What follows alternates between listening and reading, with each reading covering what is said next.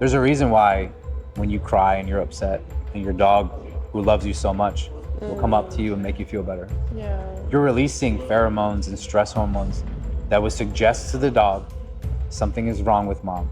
So Steve, I'm so excited because I just learned that you are on the track to create this Netflix, Amazon style documentary about your life and all of the amazing things that you've been able to do through Canine. Yeah. Now you say it that way, and it's just like, I don't. You're right. It is about my life. Um, I would say that it's the things I've learned in my life, the things I've experienced in my life, and then what's become my mission, right? As a father, Yeah. as a husband, as someone who loves kids and wants to protect them, like overall how it's kind of come to a culmination of something special. So basically what we're trying to do is not only tell our story, right? Our story, because it's not just me, right? There's multiple people that are involved in this.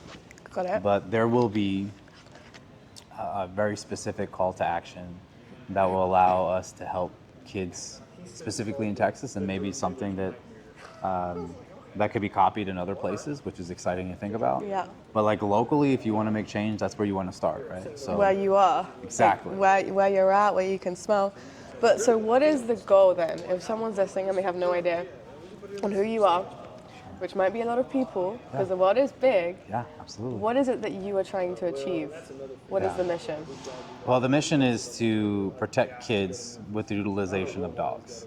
And how we're going to do that, specifically protect kids in schools. As you know, it's very common for mass shootings to happen, and unfortunately, children are often are the victims, right? And so, as parents, as just people who want to protect kids, there are very limited resources and very limited ways we can do that. Right now in Texas, we have law enforcement in pretty much every school, which is a great start. This is a reaction to mass shootings that have happened. Wasn't necessarily us being proactive, but it's a step in the right direction to have trained law enforcement officers in schools. We want to double down in a way that would even increase that safety to kids even more. Everybody knows that the utilization of dogs help people be safe, find dangerous things, but a lot of people don't know that just the presence of the dog alone will deter serious criminal activity. Why is that the case? Yeah, it's great. So we know we've interviewed murderers in jail that have said they had planned to kill somebody and go to their home, but they heard a dog barking on the other side of that door and decided not to go in because they didn't want that unknown if the dog was going to bite them or just alert the owner. They didn't have that as part of their thought process, if you will. So it's like a protection. Absolutely. It's a protective asset. It's another layer of psychological, doubting for the murderer or the perpetrator to think, should I do this? Absolutely. And those are just house pets often. So Correct. what happens when we have a well-trained police dog that is, to the general public, they understand the capabilities are vast, whether that is biting someone who's got nefarious ideas, who is going to go shoot somebody or hurt somebody, or sometimes even themselves, right? But the idea is simple. Utilize these dogs, these well-trained dogs, to help protect kids. So the Texas School Safety Center has received funding after the Uvalde shooting in Texas. How much funding and what's the Uvalde shooting? If Yeah. someone isn't Yeah, familiar. so that's a great point. Like me. Yeah, so the Uvalde shooting happened several years ago, where unfortunately mass shooting happens in school, and the law enforcement officers that were in that area waited way too long to help protect those kids. And as a product of all that, the state of Texas had put funding away, and I think it was close to $1 billion. So it's a serious amount of money. Texas is really big. They put that money aside for the safety of children. So that money was basically budgeted and could only be used for school safety purposes. So the Texas School Safety Center out of Texas State was basically given the access to kind of spearhead where those funds were going to go, and making sure that it was allocated appropriately. So we were approached with an idea because we are already doing stuff. We're already partners with Texas School Safety Center. We teach law enforcement officers all over Texas the legalities of canines in schools, which is very important. And we help them establish canine programs already. So we were asked, could these funds technically be for the safety of children, which the answer is, of course it is. It can be and it should be. So probably the most famous Texas canine handler is a gentleman called Will Chesney. And Will would never talk about himself because he's a very humble guy. But Will was on a SEAL Team 6 with his canine Cairo. And they were a part of some amazing rescue missions and some very historical missions, which the one that most people know is the Osama bin Laden killing. So he was on that mission? He was on that mission. With his dog, Cairo? That's correct. Wow. And Cairo's story goes beyond like what we could probably cover today. That dog has been through so much between getting shot and multiple other crazy incidents that dog has been involved with. And that was prior to that mission. That mission was so important to the world, not just the United States, to be able to eliminate a serious terrorist like Osama bin Laden. So we decided that it would be appropriate to name the proposed bill the Canine Cairo Bill, because Cairo has protected nearly millions of people, right? People that don't even know that dog has helped. Right. Which means children included. And I thought it would be appropriate to move in that direction, honoring a dog that should be honored. So, yes, this story is going to be, about me and my upbringing, what got me into canine, the things I saw during 9/11, 2001, opportunities to deploy my dog, and the deadliest law enforcement attack on the deadliest attack on law enforcement since 9/11 was a part of that. Other mass shootings where children were involved and having to navigate through those waters. Those are stories and things that I speak to classes of law enforcement officers, whether they're canine or not, all over the world, because there were mistakes that I made during that time and also things that I learned. And education is important, and we should be able to speak to those things, good, bad, or indifferent. So telling this story on a bigger scale is going to be great, really just for the call of action. The call of action is going to be, please give us your support in passing this bill that could potentially save children's lives. And by doing so, you're a part of something much bigger.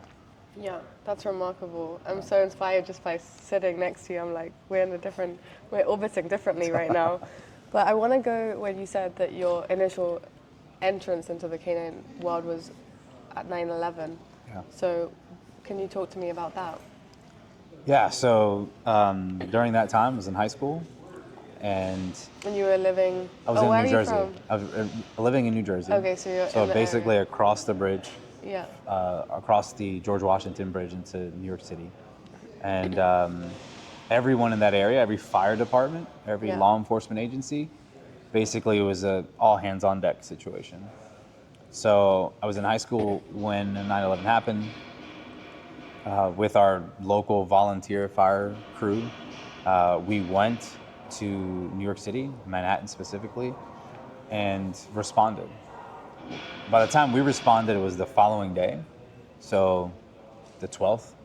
And what I got to see during that time was a search and rescue team work for the first time. And I can't remember if it was the 12th or 13th, but after the initial attack. And I was inspired because I saw a dog probably, 30, 40 feet from me working.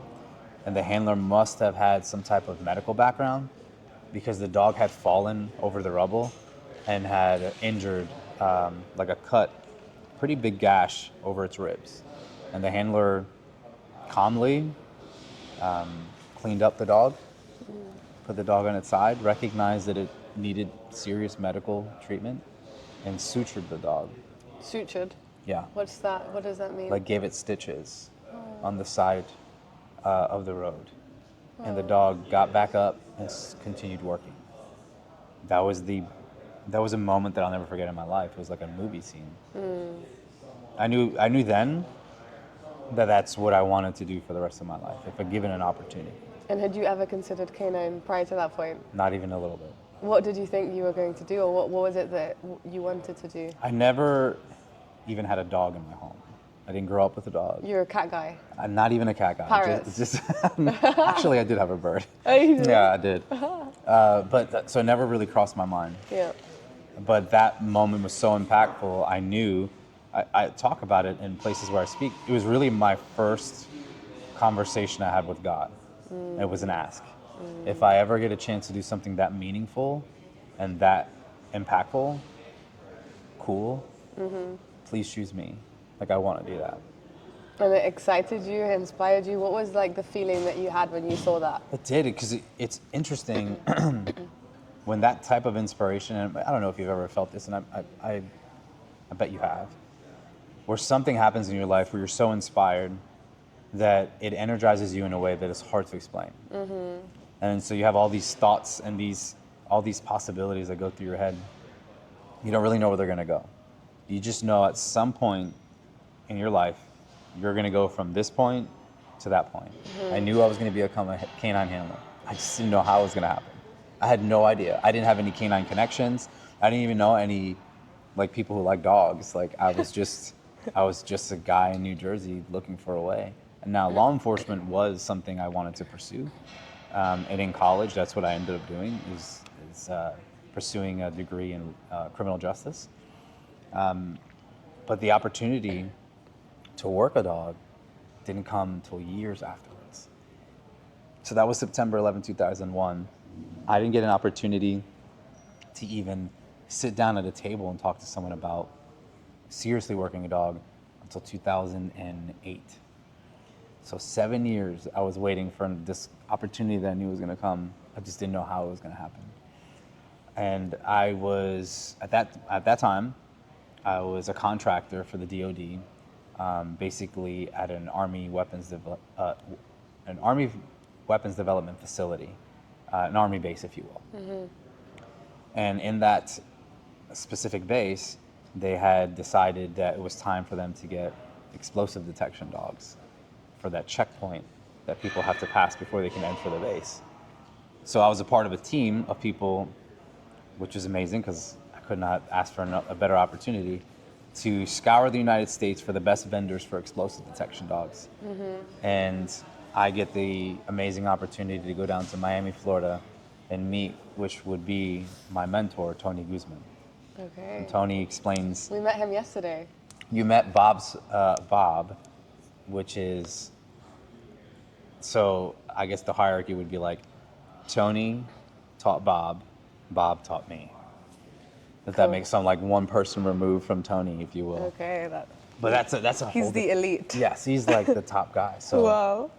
So I get to meet Tony. He tells he me taught you. everything that I should be notating, worried about. What did that moment feel like when you were learning for the very first time? Well, I about was canine? ignorant. I didn't know anything. So you don't know what you don't know. I just have this Cuban guy talking to me about all of his experiences, the hundreds of dogs that he's trained, all these accolades that I see on his office. It's overwhelming. Like, I don't know what any of this means. I don't know what a dual purpose dog is. Like, I have no idea what I'm even doing here. I'm just happy to be here. Just a guy from New Jersey. Exactly. So he sits me down and says, hey, if you're serious about this, there's 50 dogs in my kennel. Pick any dog you want, and we're gonna demo that dog for you. I didn't realize how special that was, and I'll explain why here in a second. He says, go pick a dog, and we're gonna work that dog. And we work this dog, and he does all this amazing stuff in detection, and I'm wowed because, right, the dog can sit and stay, and I don't even know how difficult that is. It's very cool, right? Well, these dogs are finding narcotics or explosives, and staying with this odor, and while the handler's doing other things, and the dog is incredibly focused. Now, looking back, it's like what everybody wants their detection dog to look like. He was showing me, and it was 1 out of 50 dogs. He's like, go pick another dog. It's carbon copy, go pick another dog. So he said, Steve, you've been tasked to go all over the country. I promise you no other vendor is gonna allow you to do what I just asked you to do. They're gonna have a demo dog, that is their best dog in their kennel that they're going to show you. Their purposes of that, they're trying to sell you a dog, right? So they're going to show you the best that they have. I didn't show you the best I had. I showed you every single dog at the same level. This is why they usually call them like the Guzman dog. It's just a blanket statement. Like if you get a dog from Tony, they're all going to do the same thing. It's very hard to get consistency in dog trainers and training in general because dogs are so different. But Tony has a system that is amazing. You could almost identify a Tony Guzman dog by just watching it work, which is pretty fantastic. And what do they do differently? Yeah, so a lot of times the dog is working in conjunction with the handler to find odor, which sounds like, oh, that's cool. Like that makes sense. It makes sense only from a safety aspect, but what should really happen is that dog should recognize that the trained odor, whatever it may be, narcotics, explosives, or whatever, should be the thing that it is pursuing to its source, and it should never leave that source, no matter what the handler's doing. Mm-hmm. The only time you want your dog to be disobedient to you as a handler is when it's being more obedient to the trained odor. So if I tell my dog, Bear, hey, go sniff something, and I say, hey, go sniff over here, and he doesn't listen to me, and he stays over here where he was before, he's indicating to me, Dad, I found trained odor, you are no longer important. Because, and then his head, the thing that rewards him is getting to that greatest source of that trained odor and staying there amongst chaos. Doesn't matter if there's shots fired, doesn't matter if Dad is yelling or screaming or someone's calling that dog's name, or if there's a toy that dropped over there, or if there's food in his face, he is focused. And it's hard to describe how impressive that is until you see it in person. And when you can do it with any dog in a 50-dog kennel, and they're doing the same thing, at that time I knew it was cool, I didn't know how impressive it actually was. And when we went to other kennels, what Tony said was gonna happen was exactly that happened. They only showed us their demo dog, they didn't allow us to see any other dogs. They never allow us to take it off of campus, which Tony allowed us to do. I learned a lot about that process and a lot of respect for Tony. I get an opportunity to work a dog for Tony in the private sector, and then my career kind of takes that trajectory of making sure that I'm following the steps to be as consistent as everything I've explained so far on the dog side. So I picked Tony's brain. The person closest to me at that point is Bob Suarez, which is that person in between Tony and I, right? My mentor, Bob, who's here, which you met. And I get everything funneled through Bob that he learned through Tony in a very intense way, because Bob is very passionate about his work. And through that process, I learned what I believe is the most effective way to train dogs. It's an evaluation process that evaluates the complete set of skills and characteristics that dog has. In other words, if you were 6'3", it doesn't guarantee that you are going to be a professional basketball player or a volleyball player. You may have statistics that suggest that's favorable, but it's no guarantee that you are going to be that professional. It's no different than having a German Shepherd. Cool, you have a German Shepherd. It doesn't guarantee that they're going to be a good police dog or a good detection dog. What does? The training? No, the instincts in the dog, the characteristics of the dog. So if I now know you're 6'2", you're a female who is tall for a female, right?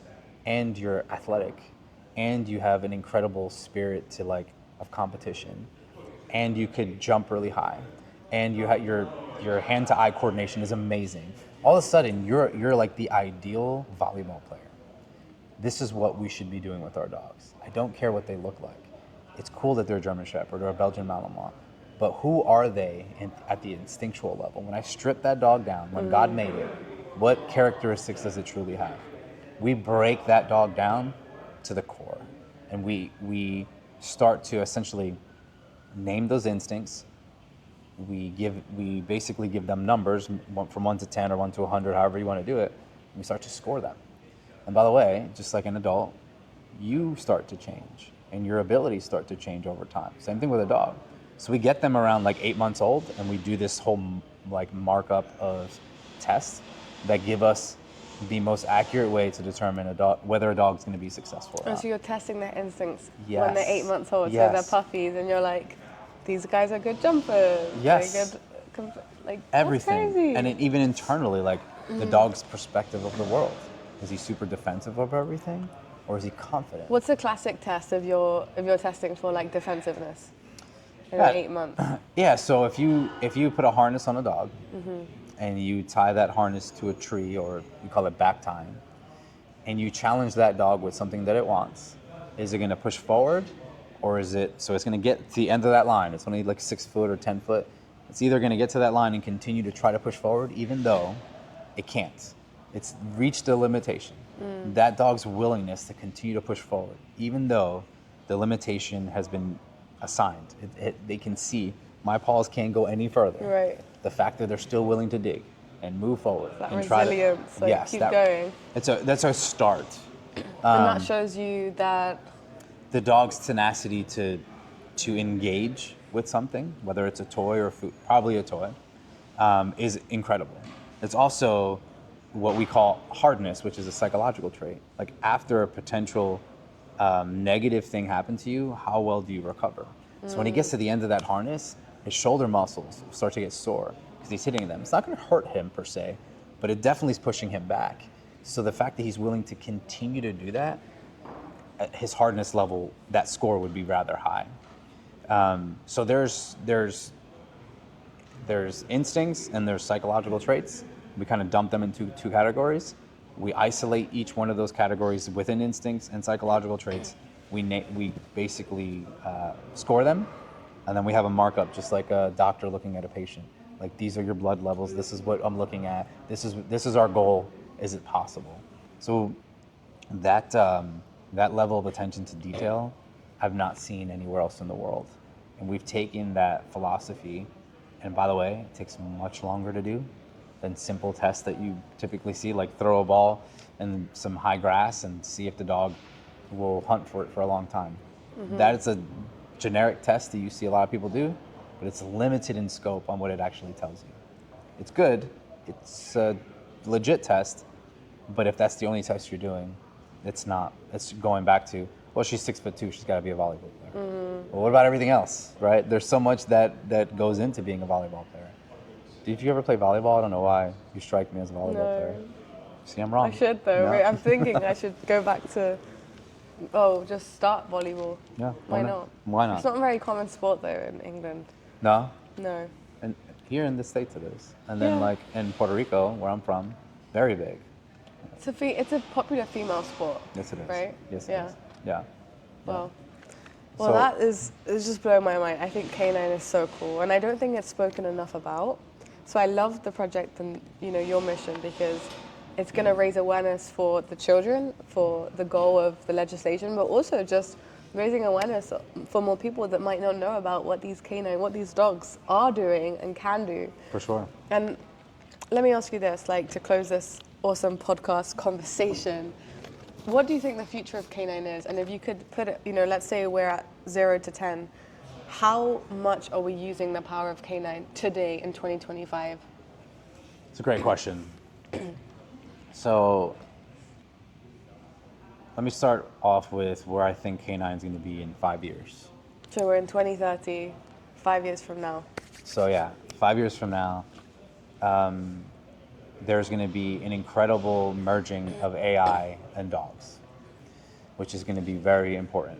AI in the canine space. Yes. AI X canine. Yeah, that's going to happen. I say 5 years, or maybe less than that, but certainly It's already in 5 years. happening. Oh yeah, Yeah, there's a ton of businesses I've spoken to yesterday. that- absolutely. It's crazy. So what does that look like? What if I could told you the dog's nose is great, right? It's mobile. The dog is mobile, can get into tight spaces. It is the biosensor that has never been beaten by science. The canine's nose is incredible. The Pentagon has spent $1 trillion trying to make equipment that can detect things like a dog can, but it's expensive. It's not nearly as mobile, and it's really expensive to fix. They've canned that program and said, you know what?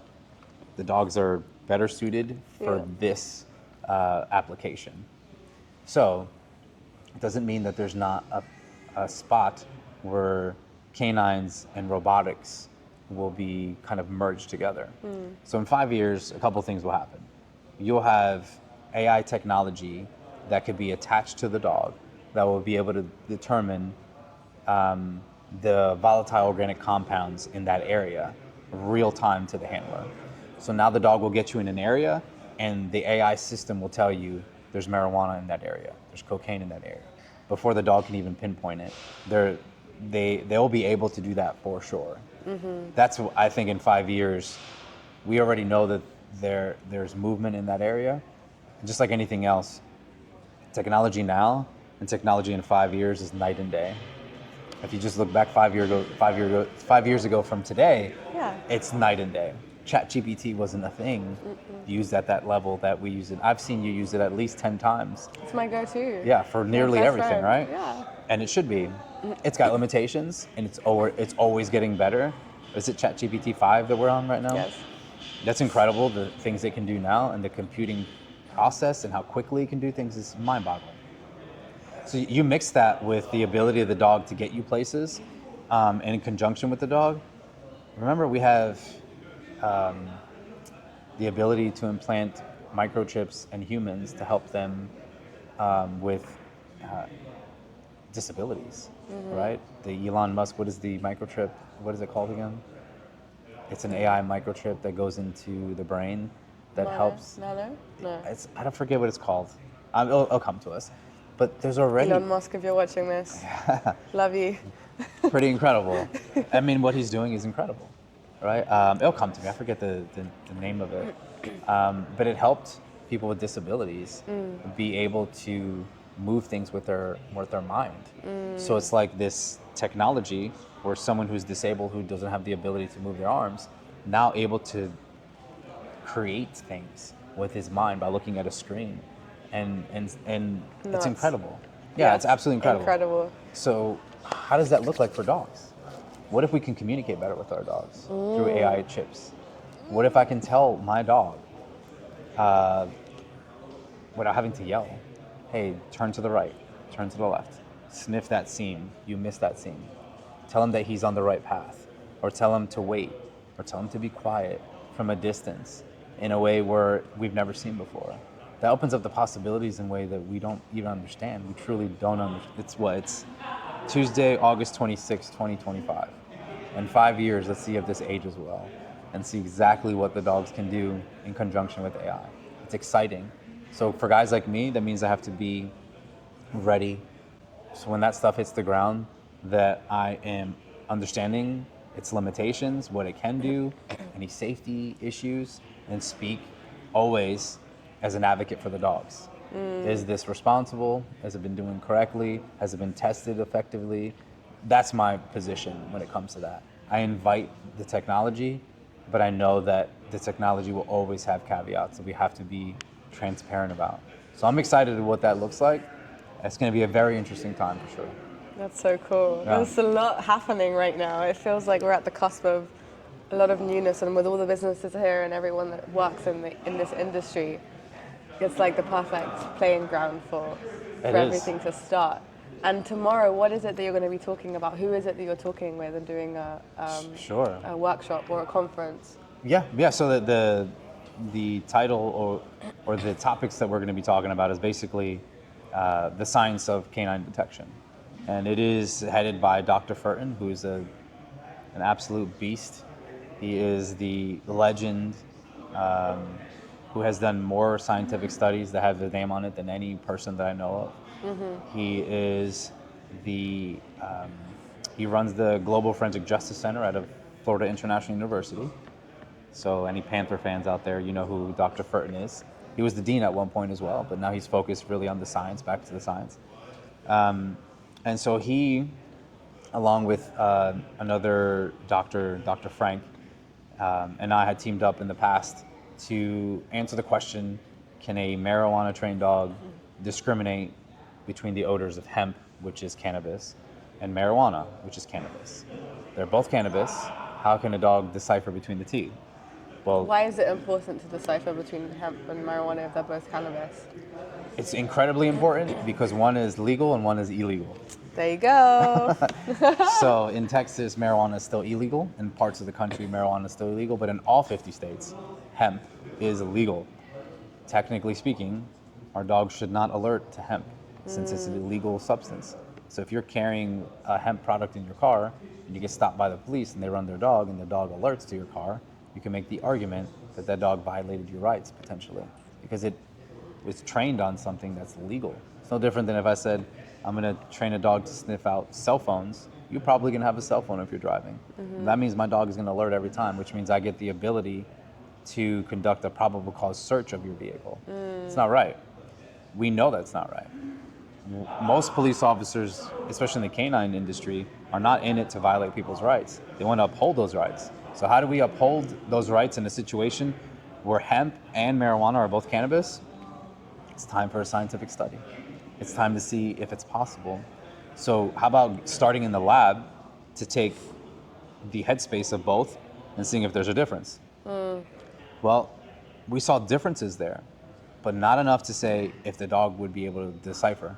It's so close. So the science didn't give us a lot of answers. It goes back to the biosensor, the dog.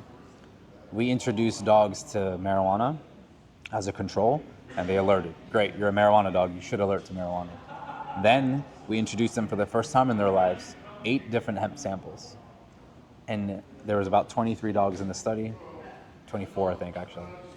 And almost 80% of the dogs alerted to a hemp sample, if not the majority of them, which told us they were generalizing hemp and marijuana, which makes sense. It makes a lot of sense because we've always asked the dogs to generalize. Crack cocaine and powder cocaine have different cutting agents. We just say, hey, it's similar, right? Alert to both and you'll be fine. So we've been teaching them to generalize. We've even said the more the dog generalizes, the better they are. So we've rewarded better generalization. And all of a sudden now we're flipping the script and saying, hey, I know you've been focusing on the similarities. Now I want you to focus on the differences. And how do you have that conversation with a dog? Like, hey, thanks, but now we gotta specify this and this. That's the beauty of That's two different science. things. It's the beauty of science and a scientific study. Because those are the questions, they're great questions to ask. And it's a collaborative process. Anytime you're talking about training a dog, you need to have not only the science, but the trainers. And that's where we were asked to kind of step in. Right. On the training side, yes, it's nice to have the control. Marijuana is alerted to. And now we have these data points that these dogs alerted to a certain amount of hemp products. Now I will say, is there a way you can analyze these hemp products and tell me if they're similar in any way? So without boring too much science, to answer your question, you start with marijuana and you show them a hemp sample and you tell them they're incorrect when they get to the hemp sample if they want to alert. And you take them back to a marijuana sample and you tell them they're correct. When you say tell them you're correct, what does that look like? Is that giving them a treat? Is that giving them their toy? Yeah. What does that look like? Yeah, it's a reinforcer. Okay. So it's saying you are correct. So I say that in that fashion because the way people reinforce their dogs is different. And you hit on a couple ways you can do it. A toy, a treat like food, or all different ways. Even sometimes praise will be enough. Or like still a little like, exactly, oh, exactly. It's you still a got it, reinforcer. yeah. They absolutely know what that means, right? They've done something that their handler has communicated, that's good. Whatever you just did is good. So we say marijuana yes, hemp no, marijuana yes, hemp no. Eventually they start to learn that simple hemp sample is not marijuana, and they start to figure out why it's not marijuana. So they smell a little bit deeper, and they start to isolate the odors in there, and their amazing brains, and they go back to the marijuana and like they're basically exchanging notes like this is different than this. And once they do it by themselves, you know they've learned it. Now it's time to introduce another hemp sample. And what ends up happening is they start to generalize hemp as its own category and say, oh, this smells more like hemp than marijuana. Now that I understand the difference, now I know that I can separate those two things.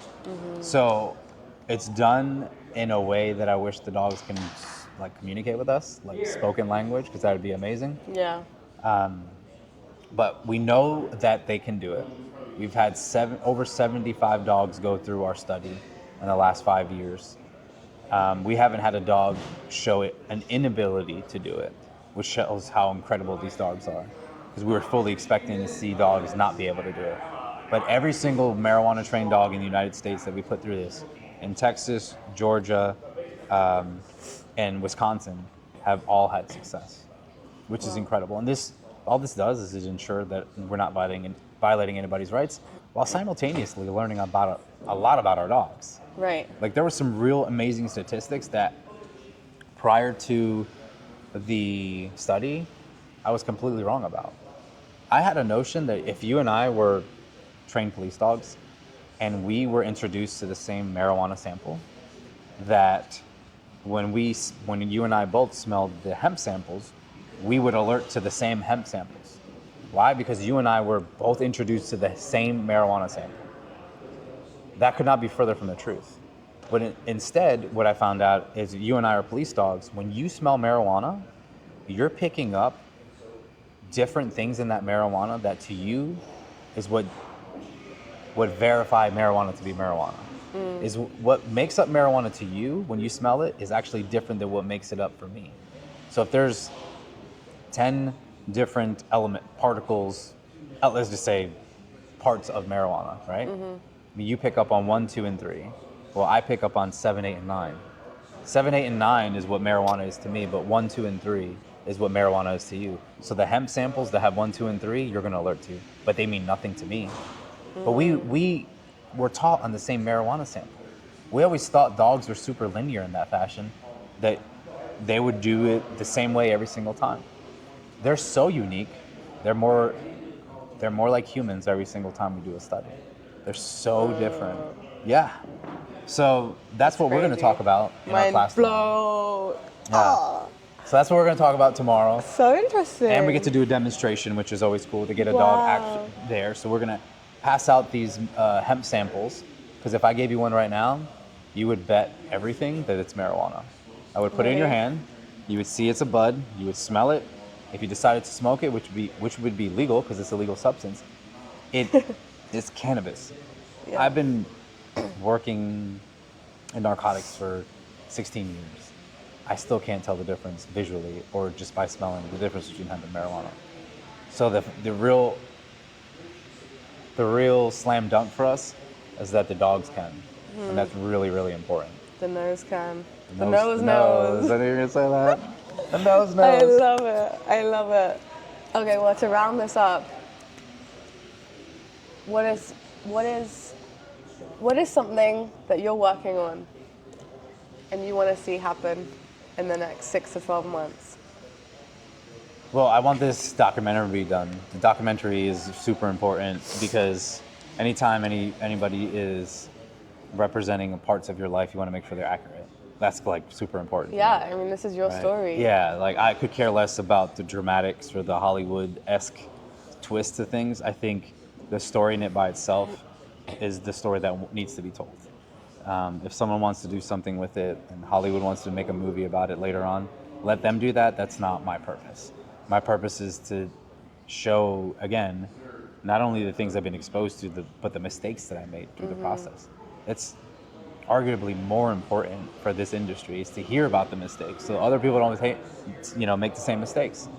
The most famous mistake that I've made, I don't know if that's a good way to say it, but one that I speak about often is when 5 Dallas officers got killed downtown, just blocks away from here. Me and my dog were tasked to find explosives that we believed were downtown, IEDs, improvised explosive devices. When my dog got to the area in which one of the officers was shot and killed, there was a big pool of blood in that area. My dog, Verdi, spent a lot of time in that blood. He had never been exposed to human blood. You could only imagine the stress and the horrific things that linger in that area that the dogs pick up on. There's a reason why when you cry and you're upset and your dog, who loves you so much, will come up to you and make you feel better. Yeah. You're releasing pheromones and stress hormones that would suggest to the dog something is wrong with mom. We need to be there for mom. So when you're able to do that at a level that's much higher, right? It's even more serious, right? The death of a police officer who was brutally murdered the stress around that site had Verdi very confused about what he should be focusing on. He stopped looking for explosives, and he started to pay attention to those specific chemicals in and around the blood. And he even, to get information, started to lick some of the blood, which is very hard to see, right? Because it's like sacred. And we learned a lot from that. But that really, it bothered me for a long time. Now that I understand more about the science about canine, I understand why he did that and what I could do as a canine handler and as a trainer to prevent that from happening in the future. And that's what I taught people for a long time is you've got to be able to recreate these situations as much as you possibly can in training so when the worst day happens, we can be better prepared to serve the public. That day, we searched for 12 hours and didn't find any explosives. And it was almost worse not finding explosives because I couldn't sleep for days thinking that we missed something. And I always went back to Verdi was distracted by this. What else was he distracted by? And I started to doubt all my training and my ability as a handler and Verdi's ability as an explosive detection dog.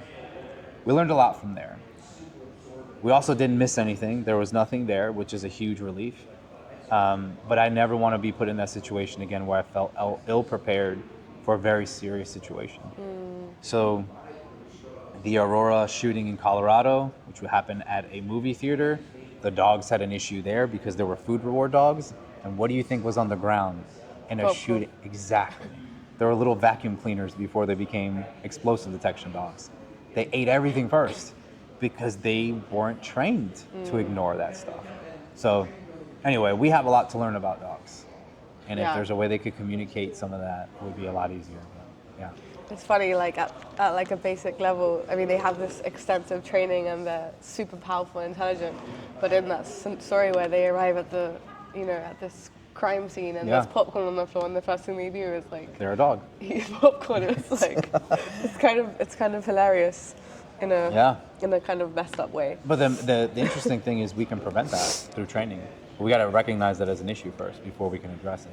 And that's why it's so important to talk about these things. And this is why like a conference like this is important to be given a platform in which you could speak to those things. Yeah, and all these canine handlers, I just love how invested they are in their training and they take it so seriously. It's not like, I don't know, that sense of professionalism and the investment is like, I don't see it in a lot of other professionals, and I think that's really admirable. Well, imagine if your job was to work with your dog all day long. I mean, we are pretty blessed. We feel very honored to be able to work with these dogs. So their willingness to be loyal, to never have a bad day, to never complain, is what drives us to be the best version of ourselves. I think that's why it's so different than many other professions. I think that should be the first line to the podcast. Deal. That was so good. Deal. Wow. Thank you so much for jumping on the show. Yeah. This was a podcast episode, by the way. Absolutely, might as well have been. I just teased you into 42 minutes in, we're good. Yeah, so we're going to go and enjoy the rest of the conference. We're literally in Dallas right now representing More Dog Nose, which is a whole different subject. I know, we haven't even touched More Dog Nose, but we do have content on that. Yeah, plenty of content. That can be episode 2. But Steve, thank you so much for questions. For coming on here like and sharing your story. Thank you. Awesome. Awesome. Let's do an intro because we didn't really do an intro. Sure. Okay. Hi everyone. Welcome back to the Yshana y Leo podcast. Today I have an incredible guest next to me. I mean, I'm blown away when he opens his mouth. Am I incredible though? Yeah. Thank you. It's really nice of you. I just wish we had Bear in the middle right now. So who is Bear? Bear is your companion. He's your best friend. He's your son. Yeah. He's all also those a things. dog. Yeah. I always start dog first, so you don't confuse. No, but we want to people. keep the suspense. But he's a dog. He's a professionally trained canine. Yeah. And he is just. This is where you should have B-roll of Bear working, and so people can see how handsome he is. He's so cute. How amazing he is. I remember the first time I met Bear. He came out of the car on command and just like, wow, it was like a whole scene. Oh, that's it was right. amazing. That's right. Yeah. Amazing. And you're saying Bear. Bear. So people cute. who don't have your accent, Bear is his name. Yeah. B-E-A-R. Yeah, exactly. Bear. He is my canine companion. He's awesome. He's a Stephen dual purpose. Bear. Yeah, Stephen Bear. He is the first dog to ever get certified on hemp versus marijuana, by the way. Just like Stella and Tala are the first to certify for American Working Dog for mold. Amazing. We were the first dog team in the world to get certified on a dog's ability to discriminate between hemp and marijuana. So That's awesome. Yeah. And we're going to be diving into these topics in the next 40 minutes. So grab popcorn. What else should they get if they want to be, in the mood for your favorite drink, and maybe your dog. Grab your dog. Bring your dog, yeah.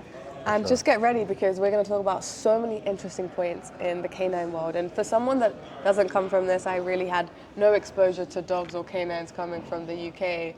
I just find it so fascinating. I think it's so exciting. It's so cool. You're like real life, action figures, Sure. doing these crazy things. We're gonna with make the you. dogs. We're gonna make you a canine You handler. know what? I'm Like gonna one put it of on these my days. bucket list. I wanna learn how to train dogs. I think we should make it happen. I think We you could do should. it. Yeah. We and should. with your drive, you absolutely would be an awesome handler. Thank yeah, you. It would be great. I appreciate that. Well, guys, let's go. Let's get into it. Steve has an incredible story to tell, and we're just gonna touch the surface today. We can't even go that deep, but that is gonna be covered in a lot of really cool projects coming up soon. This is part 1, right? We can do part 2. Part 0. Part 0. This is part 0. Yeah. Perfect. But yeah, stay tuned. Stay tuned. Whoa.